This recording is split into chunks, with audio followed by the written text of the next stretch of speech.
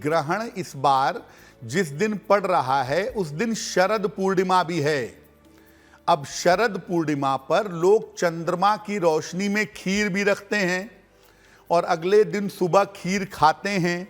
तो आपके मन में ये प्रश्न पैदा होगा कि क्या ग्रहण के चंद्रमा में खीर रखना उचित होगा? क्या ग्रहण के चंद्रमा का प्रभाव जिस खीर पर पड़ा होगा उस खीर को हमें ग्रहण करना चाहिए? देखिए, इसका तरीका ये है कि आप ग्रहण शुरू होने के पहले यानी 11 बजे के पहले बेहतर होगा आप खीर बना लीजिएगा और खीर बना करके उसमें तुलसी के 2-4 पत्ते डाल दीजिएगा और खीर को किनारे सुरक्षित रख लीजिएगा। जब मध्य रात्रि के बाद लगभग 3:30 बजे या 3:56 के बाद जब ग्रहण समाप्त हो जाएगा, उसके बाद आप उस खीर को ले जा करके चंद्रमा की रोशनी में रख दीजिएगा। जब चंद्रमा ग्रहण से मुक्त हो जाएंगे तब लगभग 1-1.5 घंटे के लिए आप उस खीर को चंद्रमा की रोशनी में रख दीजिएगा और उसके बाद 29 तारीख को सुबह स्नान करिएगा और स्नान करने के बाद उस खीर को प्रसाद के रूप में ग्रहण करिएगा। लेकिन जिस समय ग्रहण लगा होगा उस समय भूल कर भी खीर चंद्रमा की रोशनी में मत रखिएगा। ग्रहण युक्त चंद्रमा की रोशनी अच्छी नहीं होती है, इसमें खीर में उसका प्रभाव आने मत दीजिए।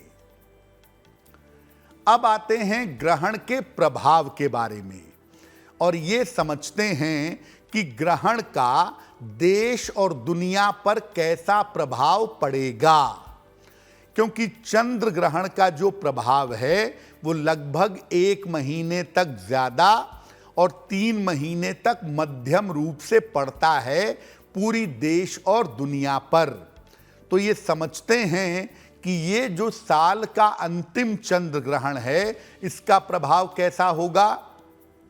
देखिए, मेष और तुला राशि के साथ सूर्य, मंगल, केतु, शनि और राहु का संबंध बनेगा इस ग्रहण में। और मेष राशि अग्नि की राशि है। सूर्य, केतु, मंगल अग्नि के ग्रह हैं। राहु और शनि इस आग को भड़काएंगे, इसीलिए ये स्थिति युद्ध और विस्फोट के संकेत दे रही है। इसके कारण जनहानि हो सकती है, दुनिया भर में दुर्घटनाओं की संभावना बन सकती है और दुर्घटनाओं के योग बन सकते हैं। अभी पूरे विश्व में अशांति फैली हुई है मिडिल ईस्ट की वजह से। तो मिडिल ईस्ट के अलावा अमेरिका और अफगानिस्तान भी इससे प्रभावित हो सकते हैं भयंकर तरीके से। अगले 1 से 3 महीने में इस ग्रहण के दुष्प्रभाव दिख सकते हैं।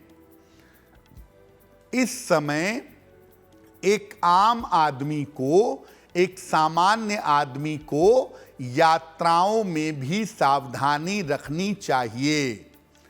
अगर आप कोई यात्रा कर रहे हैं, लंबी यात्रा, सड़क मार्ग की, वायुयान मार्ग की या समुद्री मार्ग की, तो लंबी यात्राओं में बहुत सावधानी रखना आपके लिए ज़रूरी होगा। इस समय यात्राओं में सावधानी बनाए रखें, क्योंकि बहुत सारे लोगों के साथ यात्राओं में नकारात्मक दुर्घटनाएं घट सकती हैं। तो आम आदमी के जीवन में भी संकट बहुत है, देश दुनिया पर संकट है और इस समय एक सामान्य आदमी को यात्राओं में सावधानी बनाए रखना चाहिए।